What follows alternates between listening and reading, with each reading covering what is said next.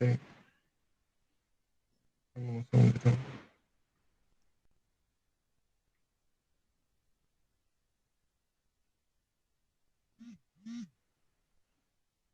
Perfecto. Ahora sí, buenas tardes. Entonces, para los participantes de este segundo ciclo de neumología, les agradezco a todos por su participación.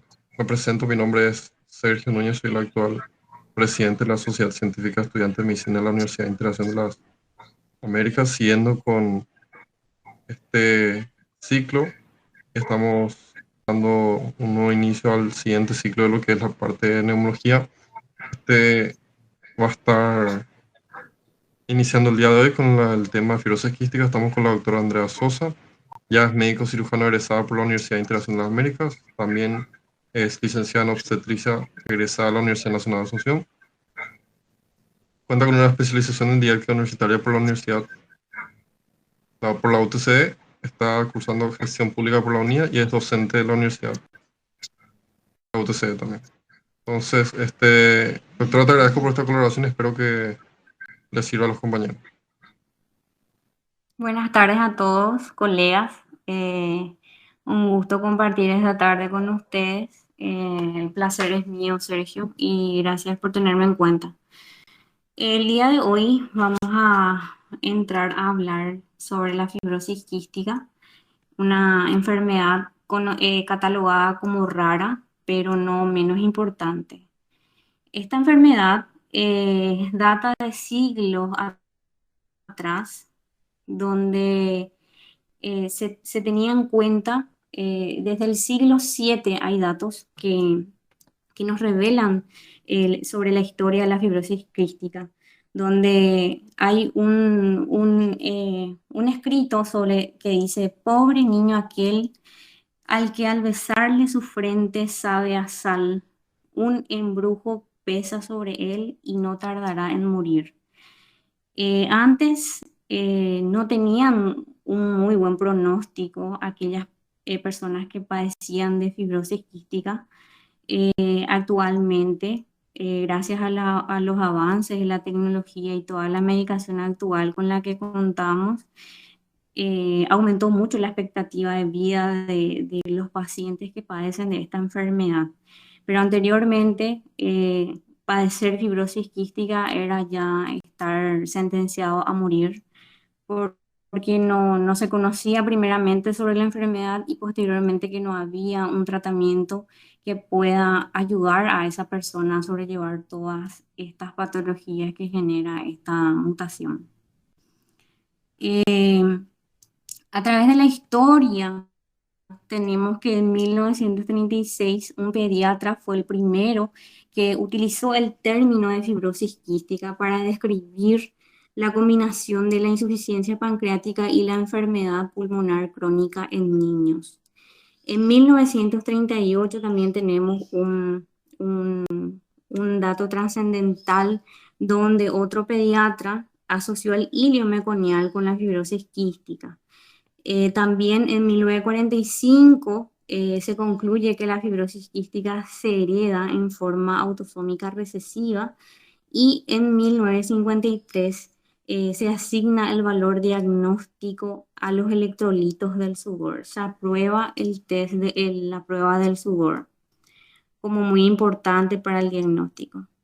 Como ya les comenté brevemente, la fibrosis quística entonces es una enfermedad genética, es autosómica recesiva causada por una mutación en el brazo largo del cromosoma 7. Se llama el gen de la fibrosis 7q31.3 habla. ¿Qué significa eso de enfermedad autosómica recesiva? Que existe el 25% de que las personas que padezcan tengan la enfermedad y el 50% que sea un paciente sano, un paciente portador sano y otro 25% de que sea totalmente sano. No sé si se comprende eso, pueden hacer sus preguntas y después Sergio me las acerca para poder hablar sobre eso, ya que es un poco ahondar en genética médica. No sé si ya cursaron esa materia, ya saben. Entonces, cualquier duda, las órdenes. Continuamos. Este gen que estamos hablando contiene la información para la producción de una proteína reguladora del intercambio de electrolito a través de membranas llamadas las CFTR. Y su anomalía es la que produce las alteraciones en el transporte de cloro y de sodio en los órganos cubiertos por el tejido epitelial. El gen FTR es el que produce una proteína, también llamada del mismo nombre, que controla el flujo de agua e iones dentro y fuera de muchos tipos de células. Esta proteína se encuentra en pulmones, se encuentra en páncreas, se encuentra en el tejido epitelial, también se encuentra en los vasos deferentes, los órganos sexuales masculinos, femeninos. Por decir así, la fibrosis afecta a diferentes órganos y sistemas, pero especialmente afecta al aparato respiratorio. También, como ya mencioné, afecta al páncreas, glándulas sudoríparas, el sistema reproductor masculino y es crónica de evolución progresiva deteriorante. Como nosotros estamos hablando de mutaciones, existen actualmente 1800 mutaciones que fueron descubiertas a lo largo del estudio de esta patología, pero la mutación más común que se ha descubierto en la gran mayoría de casos es el delta F508. Es la mutación más estudiada y la que actualmente ya cuenta con un tratamiento médico. La delección se produce por una delección de 3 nucleótidos en posición del número 508.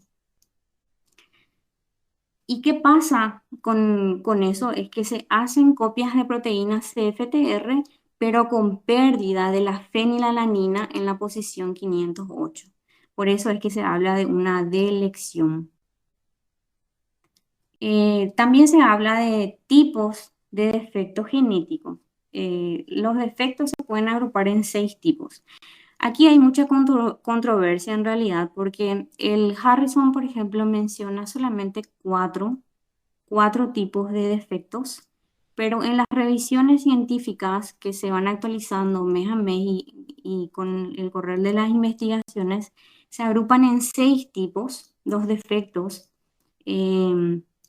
Tenemos el primero, que el FTR no se produce, directamente ya la proteína no se produce. Segundo, tenemos que se procesa, pero procesa de forma defectuosa. Después tenemos que hay una regulación defectuosa entre el intercambio de iones. Después tenemos otra agrupación donde se habla de una conductancia defectuosa. Otra donde menciona también sobre la producción o un proceso parcialmente defectuoso y una regulación defectuosa de otros canales. ¿Qué es esto? Es el tipo de defecto genético que sufre o la modificación que sufre esta proteína, la CFTR. Se cataloga en esos subgrupos y los primeros 3 que yo cité, la CFTR que no se produce, la que tiene procesa de manera defectuosa, una regulación defectuosa, estas están asociadas, aparte de las otras afectaciones sistémicas, hasta asociadas a una insuficiencia pancreática. Sergio, si querés parar en cualquier momento, si hay preguntas, me encantaría interactuar también con ustedes para ver que no estoy hablando en chino. Sí, claro. Yo te aviso si ya alguna pregunta sin Perfecto. problema. Cualquier cosa, si no entienden, me paran, no hay problema. Em, Aquí en el siguiente slide tenemos un pequeño dibujito donde nos ilustra más o menos lo que es las clases que yo les hablé de las mutaciones en las proteínas CFTR. La clase 1 eh, está un poquito acá abajo. eh, Habla del defecto de síntesis. La clase 2 habla del defecto de maduración y la clase 3 habla de un bloqueo de activación. Estas tres primeras clases son la de muy mal pronóstico. eh, no tiene una esperanza de vida ni muy alentador para el paciente. Ahora, si tiene una clase 4 que es solamente defecto de la conducción, o una clase 5 que es un empalme incorrecto y una clase 6 que es un defecto de la regulación, tienen un mejor pronóstico. Nosotros podemos estar incidiendo en esas clases, en esas mutaciones y en las clases que presenta esa proteína, mejor dicho. Este es el dibujito que está en el Harrison, perdón, en el Harrison, donde muestra que la clase 1 está a nivel del núcleo, donde hay una alteración de la síntesis o se produce una proteína defectuosa. La clase 2 es una alteración en el procesamiento defectuoso. Una clase 3 habla de una regulación defectuosa de la producción y una clase 4 habla de una conducción defectuosa de todo, a nivel de lo que es las proteínas y los electrolitos, de los intercambios de iones que producen entre el cloro y el sodio. Y ustedes me dicen, bueno, pero mucha historia, mucha teoría, mucha mutación, ¿cómo se presenta mi paciente? Lo más frecuente, la presentación del paciente es con síntomas respiratorios. El 51% de los pacientes van a acudir a tu consulta por síndrome respiratorio recurrente, neumonía recurrente, bronquitis recurrente, bronquiectasias, todas las enfermedades obstructivas. También seguido a eso pueden ustedes detectar de manera temprana en la etapa del crecimiento cuando hay una alteración del crecimiento, no hay un aumento ponderal en la talla, no hay un aumento ponderal en el peso. ¿Por qué? Porque estos pacientes tienen una alteración de la absorción de los nutrientes. ¿Por qué? Porque hay una esteatorrea o deposiciones anormales que estos pacientes presentan, porque estas proteínas, las CFTR, se encuentran en todos los tejidos epiteliales que nosotros poseemos en el cuerpo. También otro dato que no es así, porque en medicina no es 2 más 2 4, entonces cualquier ilio meconial que ustedes vean o una obstrucción intestinal en niños, sí o sí también deben de pensar en fibrosis quística. El 19% del ilio meconial y obstrucción intestinal es a causa de la fibrosis quística. Otro cuadro de presentación que también les debe llamar la atención es que obviamente si hay una historia familiar de fibrosis quística, sí o sí hay que estudiar a la familia. Sí o sí, papá o mamá tienen que tener el gen alterado y también a los hermanos hay que estudiarlos para poder tratarlo oportunamente en el caso de que estén padeciendo también de esta alteración. Después están los otros trastornos que son menos frecuentes, que son menor al 5%, pero no tampoco para menospreciar, que son los pólipos nasales, sinusitis a repetición o sinusitis que es intratable, un prolapso rectal sin explicación, enfermedad hepática o una pancreatitis también, y también muchos trastornos electrolitos, que no hay una explicación aparente a ese trastorno, a ese desbalance que se presenta. Entonces, las manifestaciones de la fibrosis quística, pues vamos a resumir ahora por órganos y tejidos.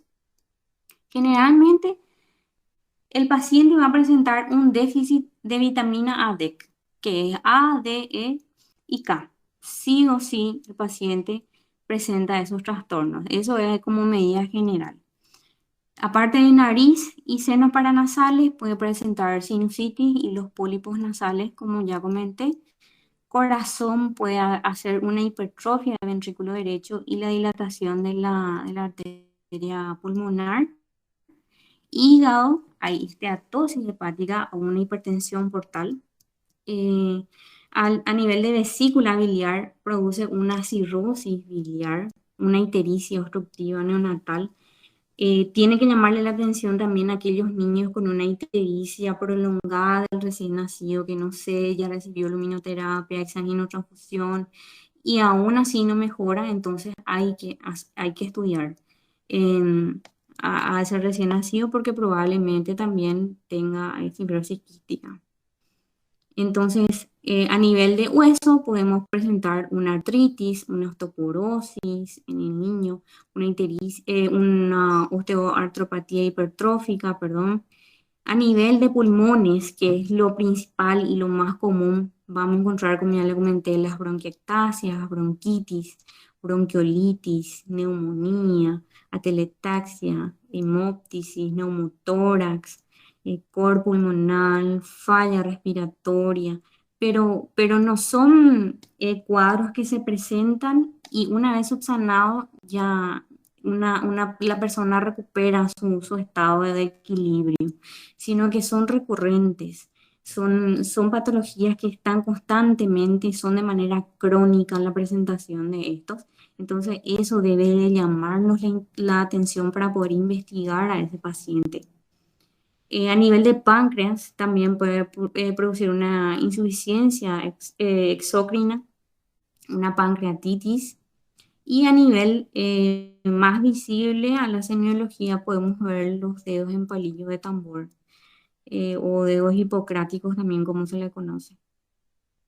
A nivel del aparato reproductor también cuando ya una persona adulta llega a nuestro consultorio y probablemente tenga problemas de infertilidad, en el caso de que sea específicamente por una azoospermia, entonces hay que estudiar para ver si genéticamente no podemos detectar que haya una fibrosis quística, ¿verdad? Pero puede ser un portador sano, no precisamente desarrollar la patología. Entonces, vamos a estar detectando ya y ahí hacemos nuestra consejería genética para poder asesorar a la persona, ¿verdad? También en las mujeres, amenorrea y también en los adolescentes, llamarles la atención de una pubertad tardía. Preguntas hasta aquí. Les quiero escuchar, Sergio. Preguntas hasta aquí. Hasta el momento no hay ninguna pregunta en el chat, doctora. Perfecto. Bueno, vamos a hablar de lo que es más importante ahora, que es a nivel pulmonar y lo que nos compete por este ciclo que el, el presidente Sergio organizó y la sociedad científica. Vamos a hablar de la etiopatogenia del pulmonar que produce. El ion cloro se acumula en el intracelular, produciéndose el desequilibrio con una reabsorción marcada del sodio intraluminal. Y este arrastra el agua desde el lumen o la luz hasta el intersticio del epitelio respiratorio. ¿Qué hace esto? Hace que se produzca una disminución de la altura de la capa líquida en la superficie epitelial.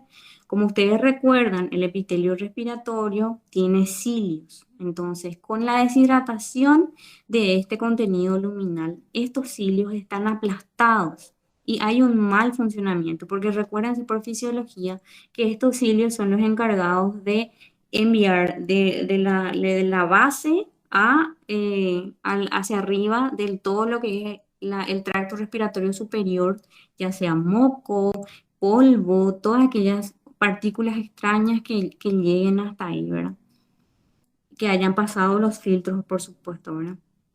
Entonces, producen un aplastamiento y un mal funcionamiento de los cilios y por ende un consecuente daño al transporte mucociliar.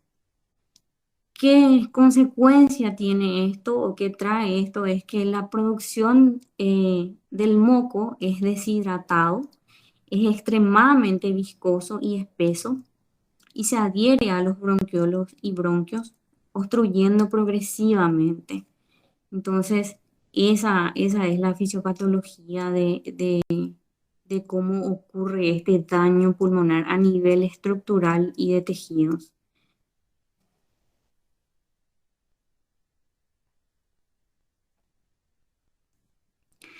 Eh, al presentar estas alteraciones a nivel pulmonar, Esta secreción, que como dijimos es viscosa, no es fluida, entonces es susceptible, es como un caldo de cultivo para la colonización de bacterias, incluyendo Haemophilus influenzae, Staphylococcus aureus y luego Pseudomonas aeruginosa, que es la más temida para esta enfermedad. Se genera una respuesta inflamatoria persistente y muy intensa a ese nivel, a esa locación epitelial, y conlleva una gran cantidad de neutrófilos y detritos celulares, lo que contribuye al daño de la pared bronquial y el parénquima pulmonar, incluso produciendo daños grandes en la estructura, pudiendo incluso comparar a los daños que producen las bronquiectasias, que son pérdida ya de la pared alveolar. Los agentes patológicos que están asociados a la fibrosis quística están directamente relacionados a los de la edad del paciente. Es decir, como sabemos, eh, lo más frecuente en los niños es virus, Streptococcus pneumoniae, Mycoplasma, clamidia. Después, avanzando más, tenemos Staphylococcus aureus, Haemophilus mensae y Pseudomonas aeruginosa. Después tenemos Bordetella cepacia, Aspergillus, y esa es la evolución de los microorganismos que colonizan la vía aérea en el paciente con fibrosis quística a nivel o en relación a lo que es la edad del paciente. La infección endobronquial por Pseudomonas es el principal factor que marca el pronóstico de la enfermedad. Es la más temida. Si bien el Staphylococcus aureus es el más frecuente, estas personas, nosotros tenemos que hacerle una biopsia pulmonar para poder identificar qué gérmenes tiene, ya sea colonizado o que esté en replicación. Y igualmente, por más que sea solamente colonizado, hay que tratar a este paciente de forma crónica, porque recordemos que estos tienen enfermedad respiratoria recurrente. Porque si no se detecta y no se trata adecuadamente, el número de bacterias puede ir en aumento hasta un punto crítico en el que se gatilla ya el cambio fenotípico y que hace secretar todos los detritus para generar la infección a nivel local y dotarlas de un verdadero escudo que protege del ataque de los anticuerpos, neutrófilos y los antibióticos que nosotros podemos estar suministrando posteriormente. Se ha estimado que el tiempo necesario para que la infección se haga ineradicable sería aproximadamente de 1 año. Es decir, ¿qué significa? Si nosotros dejamos libre evolución o evolución espontánea a nuestro paciente con FQ, sabemos que está con una neumonía, sabemos que está colonizado con estáfilos y no hacemos un tratamiento oportuno, en 1 año esta bacteria va a ser ineradicable y muy mal pronóstico para nuestro paciente. Eh, Luego tenemos la figura 5, que es la etiopatogenia del daño pulmonar, donde hablamos nosotros sobre la mutación del FQ, donde tenemos la alteración en la proteína CFTR. Esto a causa del mal intercambio, como hablamos de la fisiopatología, el aplastamiento de los cilios, el mal intercambio de iones entre cloro, sodio y agua, hace que estas secreciones sean viscosas. Esto conlleva a una infección endobronquial porque hablamos que es como un caldo de cultivo para cualquier bacteria. Las más frecuentes están el Aurus y la aeruginosa. Y también tenemos a causa de eso una inflamación crónica, que esto finalmente nos lleva a una bronquiectasia y una fibrosis del parénquima pulmonar, porque como sabemos, el pulmón no se regenera, entonces la única forma de recuperar el daño que se causó es fibrosándose y eso es tejido que ya no se puede recuperar, ya no va a existir intercambio gaseoso en esas zonas que se produjo una lesión y una fibrosis. ¿Cómo hago el diagnóstico? El diagnóstico de la fibrosis quística, como ya hablamos, es la clínica. Ustedes van a tener pacientes con eh, enfermedades respiratorias crónicas. También tenemos para la detección laboratorial por una función anormal del CFTR, por la prueba del sudor, que ya vamos a hablar en un momento, y las determinaciones de la diferencia de potencial nasal y el análisis de mutación del CFTR, que es genéticamente hablando. También podemos hacer el diagnóstico por la concentración elevada de cloruro en el sudor, que es un dato casi patognomónico de fibrosis quística. La concentración de cloruro y sodio en el sudor varían con la edad, pero en los adultos una concentración mayor a 70 miliequivalentes por litro permite distinguir las fibrosis quísticas de otras neumopatías que pueden actuar de manera similar a esta enfermedad. El análisis de ADN de las mutaciones más comunes permite identificar mutaciones de fibrosis quística en mayor a 90% de los casos de los pacientes afectados. O sea, es muy efectivo y eficaz para la detección.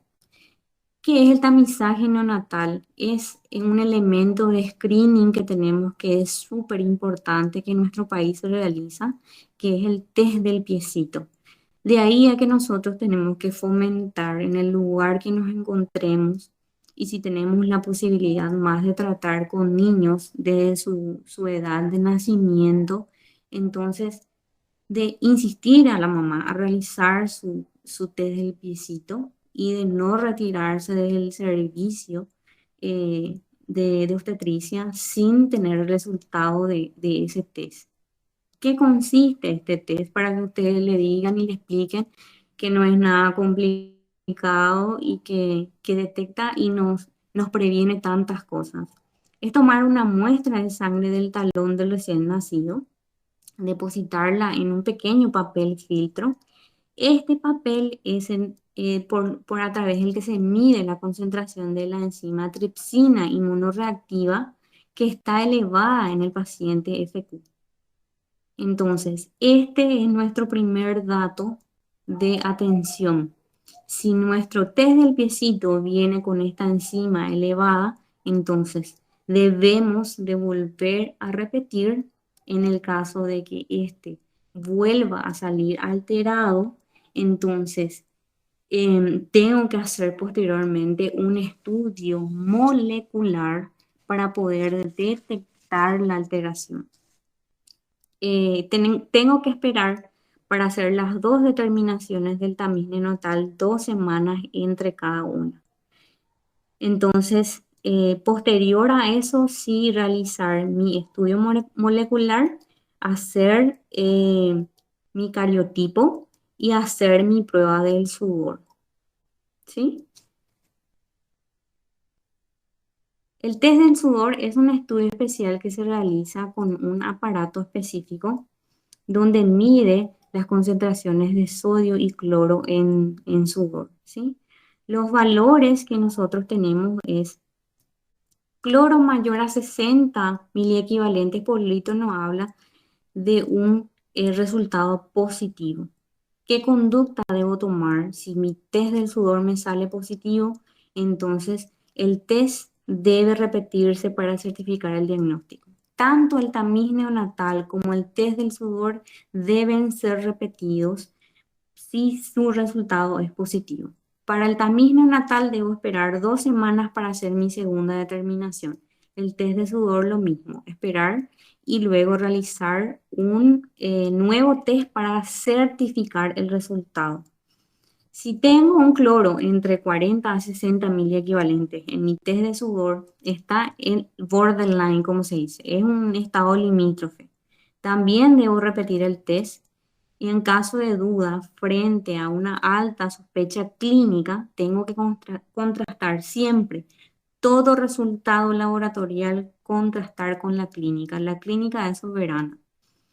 Cualquiera Cualquier aparato, máquina, hasta el ser humano la interpretación del laboratorio se puede equivocar, pero la clínica y el paciente, lo que vos puedes recolectar en tu historia, con tu historia clínica y en tu examen físico, no mienten.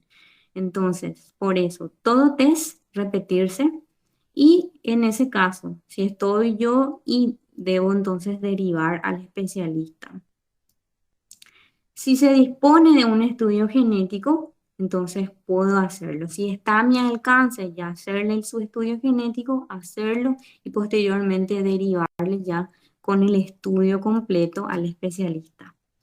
Si tengo mi cloro con menos de 40 mil equivalentes litros, entonces hablamos de un resultado negativo. En términos generales, esto me descarta el diagnóstico, pero ante una sospecha clínica y mi resultado negativo, tengo que enviar a mi paciente a ser reevaluado por el especialista y para que tome la conducta que le parezca más acertada. ¿Qué consiste el estudio genético? Entonces, el estudio genético nos sirve para la determinación de la utilidad de la caracterización clínica y el pronóstico del paciente. Es realizarle el cariotipo para ver si en verdad mi cromosoma 7, que es el que está asociado a la fibrosis quística, en su brazo largo, presenta alterada la proteína CFTR. Correcto.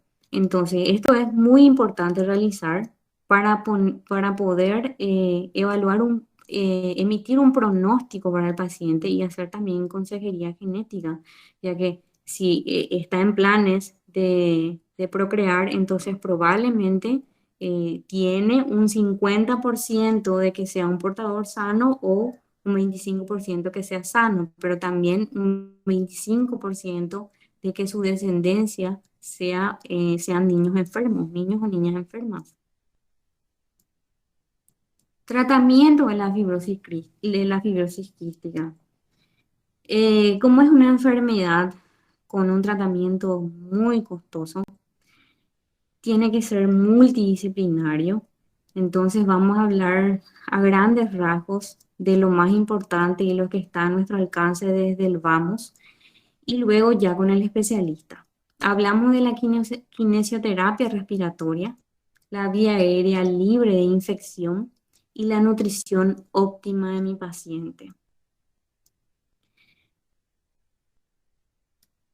Los principales objetivos que yo debo lograr al tener un paciente con fibrosis quística es que debe de eliminar las secreciones mucosas y controlar la infección pulmonar que éste pueda desarrollar.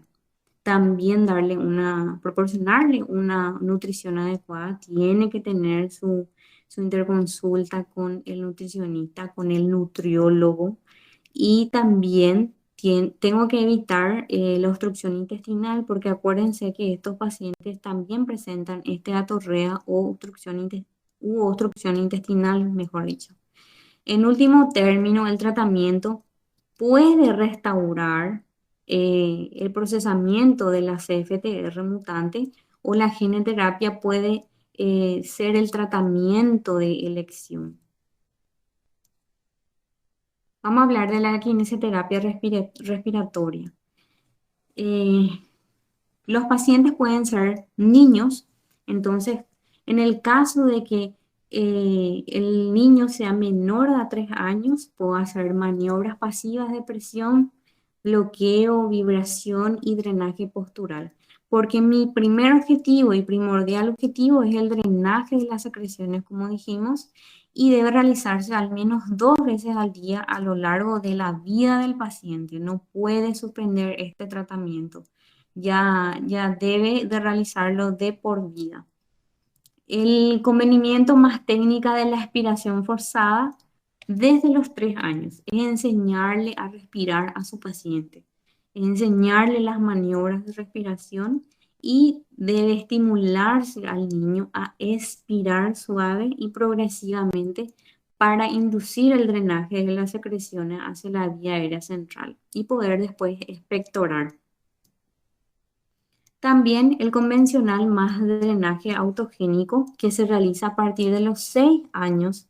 Los niños aprenden las maniobras autónomas de ordeñe de las secreciones de las vías respiratorias periféricas hacia las centrales para posterior expulsión.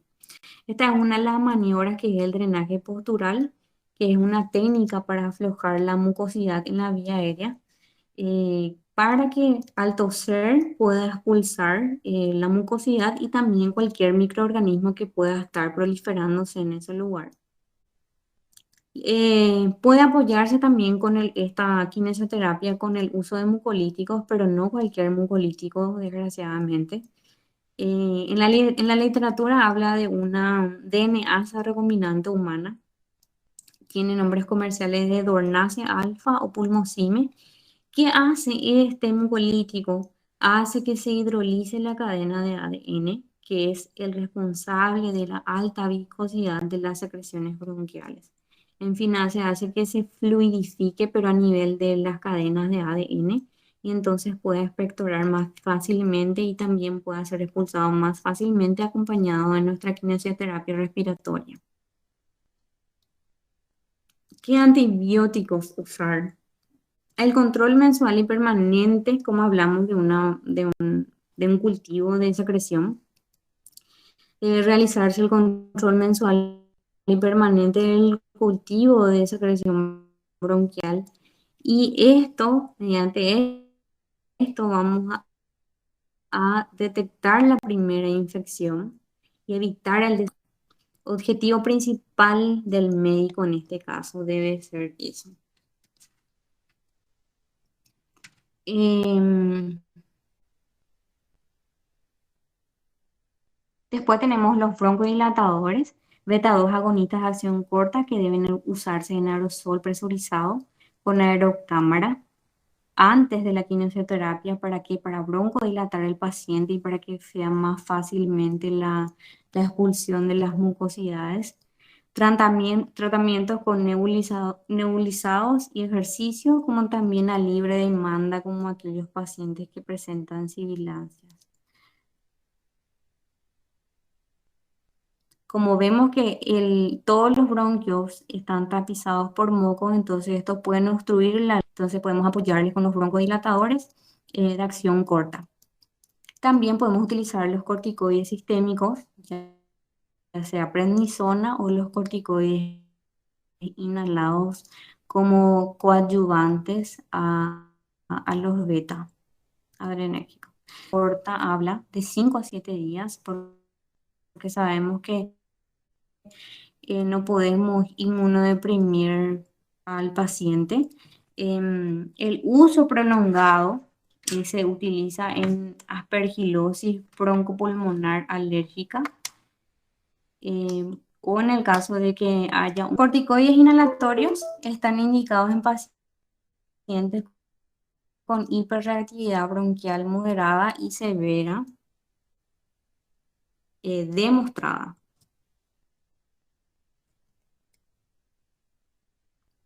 Y en cuanto a lo que es la nutrición, fundamentalmente para el pronóstico de la FQ, es la mantención de una adecuada nutrición. Ha demostrado una relación directa entre el estado nutricional y la función pulmonar. El aporte calórico de estos niños o de las personas con FQ debe llegar a 120 al 150%. Ellos están utilizando más moléculas de oxígeno para degradar, y como ellos están con una afectación pulmonar, entonces no podemos suplementarle tantos carbohidratos. Sí podemos hacerlo sin restricción de grasas.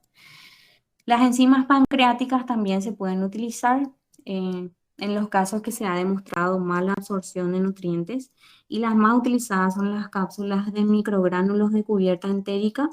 Después también podemos hacer el aporte de las vitaminas liposolubles, como ya hablamos, que FQ es la alteración de las vitaminas ADEC.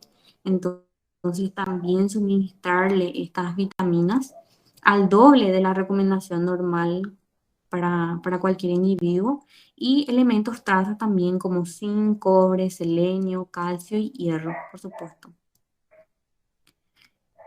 ¿Qué pasó cuando no llegamos a identificar a tiempo? eh, se dejó a evolución espontánea el paciente, no se pudo detectar la FQ a tiempo. Este, este paciente tuvo alteraciones pulmonares, ya bronquiectasia, fibrosis, y ya gran parte de lo que es el pulmón ya no airea, no ventila, no hay un intercambio de oxígeno con dióxido de carbono.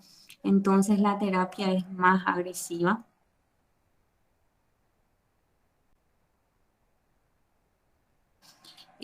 Para la etapa terminal,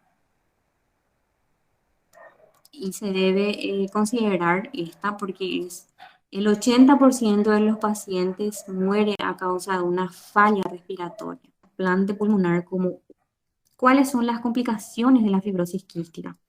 La fibrosis quística, su principal complicación y más frecuente es la insuficiencia respiratoria. Puede presentar dolor torácico crónico, puede presentar neumotórax y neumomediastias, aspergilosis pulmonar alérgica, puede presentar hipertensión pulmonar, puede incluso presentar también una insuficiencia pancreática del paciente o una pancreatitis crónica. Altera todo lo que es la célula beta del páncreas. Puede haber un retraso puberal, puede haber talla baja y cor pulmonar. Y para contarles un poco que en Paraguay hay una fundación que es la FUPAFI, que en su eslogan es Unido por la Vida con Fe y Esperanza. Funciona en el Hospital Niños de Acostañú. em, Donde ellos están actualmente con una pelea por la ley. El lema en México es: tú respiras sin pensar y yo solo pienso en respirar. Estas personas están, están muy afectadas a nivel pulmonar, y una de las causas más frecuentes de muerte, eh, la falla pulmonar, ¿verdad? El 8 de septiembre es el día de la fibrosis quística, se conmemora todos los días ese. Ese día se descubrió o se hizo el descubrimiento más importante de la FQ. Otra de las cosas que quería comentarles a grandes rasgos, que actualmente hay un tratamiento para aquellas personas que con medidas de sostén, kinesioterapia, los antibióticos, corticoides, no tienen una respuesta muy específica. Entonces se ve un tratamiento para poder, una de ellas es la Trikafta, Trikafta, que lleva para niños mayores de 12 años, que es una combinación de 3 medicamentos, y es efectivo para aquellos pacientes que tienen alteración del delta F508. Pero es súper Lucaftor, que el nombre comercial es Orkambi, que es el más accesible y el más utilizado actualmente. ¿Por qué? Porque actúa como potenciador y como corrector del error de la proteína CFTR. Y esos son los tratamientos actualmente que utilizan estas personas que padecen de fibrosis quística.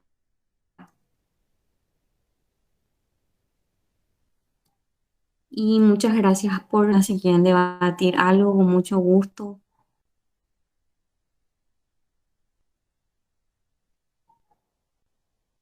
Excelente, doctora. Muchísimas gracias.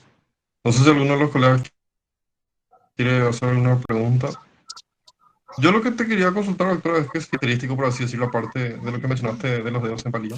Y O sí, sea, cuando haces tu semiología a nivel pulmonar, vos vas a encontrar sí o sí todos los hallazgos típicos de lo que es una neumonía o una bronquitis. Vas a escuchar crepitantes, subcrepitantes, sibilancias, pero acordate que no es en un solo hallazgo, esto es algo crónico. Vos tratás la patología, pero esta persona no mejora pese a ese tratamiento.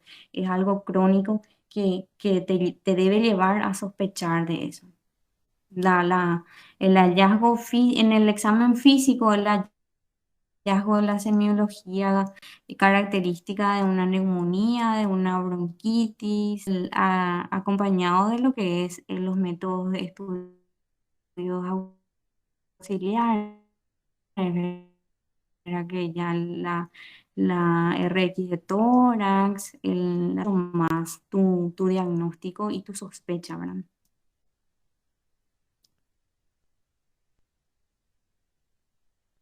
excelente, doctora. Entonces, no sé si alguno de los compañeros tiene alguna pregunta o si quedó todo claro, porfa, si pueden también escribir en el chat. Así también la doctora sabe si es que le sirvió, por favor. Algo.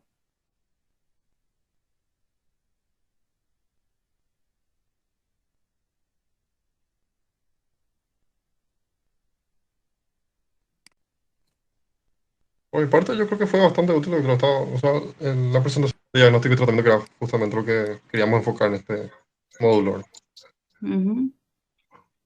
Y lo más importante, sí o sí recalcar que el screening neonatal es lo básico. Sí o sí no dejar a ningún niño ir a su casa sin su test del piecito. Eh, si sale positivo a las 2 semanas, volver a repetir. Si vuelve a salir positivo en ese caso, entonces hacer el estudio molecular, que sería el cariotipo, para ver si qué cromosoma es el que está afectado y posteriormente tipificar qué alteración tiene nuestra proteína CFTR, hacer la prueba de sudor y eso es todo básicamente para el diagnóstico. Espectacular, doctora. Entonces, creo que no hay ninguna pregunta. No sé si alguien quiere añadir algo. No, no sé si entendieron todito o demasiado ya fue comprensible o no entendieron nada. Bueno, por lo menos no respondió Emma, dice que está bastante comprensible. Yo también opino igual. Qué Creo que bueno, se entendió súper bien. qué bueno. Y entonces ese mensaje les dejo que son que esta enfermedad es muy rara para nosotros. La estadística habla que en Paraguay un niño por cada 5.000 nacidos padece de fibrosis quística, pero ese un niño es una familia, un hermano que también puede ir padeciendo y también es un niño que posteriormente sigue a ser lo más alta la probabilidad de que pueda padecer FQ. No es algo de otro mundo, existe acá en Paraguay, hay muchos niños que padecen, hay muchos niños que sufren por conseguir su medicación. Hubo un problema no hace mucho en el hospital IPS, donde una doctora había recetado a uno de sus pacientes un medicamento que no hay aquí en Paraguay, solamente se produce en Norteamérica. Y aprovechó esta familia para poder demandar al IPS para que le pueda suministrar por su seguro ese medicamento. Hubo una pelea larguísima de justicia, demandas contra demandas y amparos, pero finalmente consiguieron que se le suministre ese medicamento. Y ahí fue cuando surgió esta fundación que es para los pacientes de fibrosis, donde todos se unieron para que todos sean tratados. Es una historia muy linda si ustedes se ponen a investigar. No, no estamos exentos nosotros acá en Paraguay de esto y el tratamiento es súper costoso. En cualquier momento de por ahí, si hacen alguna especialidad, ya sea en pediatría o igual en clínica médica, no estamos exentos porque actualmente tienen una expectativa alta de vida estos pacientes. Les puede llegar, entonces tienen que saber si le dice, estoy tomando Trikafta, ¿qué es eso? Entonces tienen que saber para qué sirve, por lo menos alguna vez haber escuchado y asociar, ¿verdad? Entonces, mi mensaje es que a mí, por ejemplo, me encantó el tema. Yo me puse a investigar, incluso hablé con familiares que padecen esta enfermedad y te llega muy de cerca si no te acuestas, ¿verdad? Entonces, es una lucha muy incansable la que llevan, pero, pero están ahí luchando siempre. Y esperemos que sean siempre reconocidos en nuestro país también sus derechos a la salud, ¿verdad? Y en fin, eso es todo y un placer compartir con ustedes esta tarde y espero haberles sido de utilidad.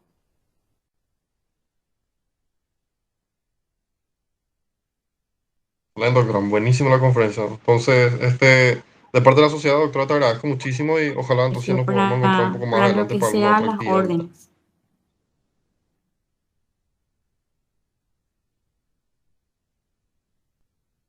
Perfecto, doctora. Buenas tardes, entonces. Gran saludo. Buenas tardes, colegas. Saludos a todos. Hasta luego. Excelente, compañero. Entonces, este video se va a estar como siempre subiendo al canal. Cualquier cosa, creo que estamos siguiendo mañana. Voy a reenviar otra vez el programa en unos minutitos al chat para que tengan así más o menos registrado. Y ya estaremos continuando con este ciclo de neumología mañana. Entonces, le agradezco por la participación y ya nos vemos mañana entonces.